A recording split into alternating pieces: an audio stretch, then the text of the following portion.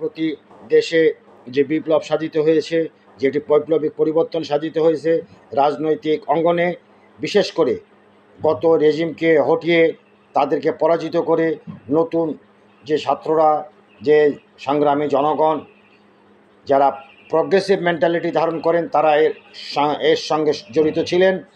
তারা তাদের নিজেদের মধ্যেও, দলের মধ্যেও সংস্কারের চেষ্টা করছেন। এটা ভালো সংবাদ, ভালো দিক।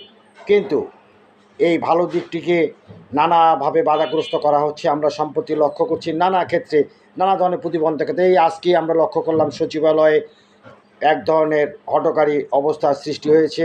8 জন জেলা প্রশাসকের বাতিল করা হয়েছে, তাদের যে জায়গায় পোস্টিং দেওয়া হয়েছিল সেগুলোকে বাধ্য হয়েছেন, এবং 4 জনকে রদবদল করা হয়েছে, বাকিদেরকে পদায়ন করা হয়েছে। এবং এ নিয়ে সচিবালয়ে এক ধরনের বিরূপ প্রতিক্রিয়া লক্ষ্য করেছি আমরা, এক ধরনের হাঙ্গামা লক্ষ্য করেছি, যেটা কোনো অবস্থাতে কাম্য ছিল না। যারা রাষ্ট্রের একেবারে অত্যন্ত স্পর্শকাতর জায়গায় বসে আছেন এবং রাষ্ট্রের অত্যন্ত গুরুত্বপূর্ণ দায়িত্ব তারা পালন করছেন, তাদের এটা মানায় না।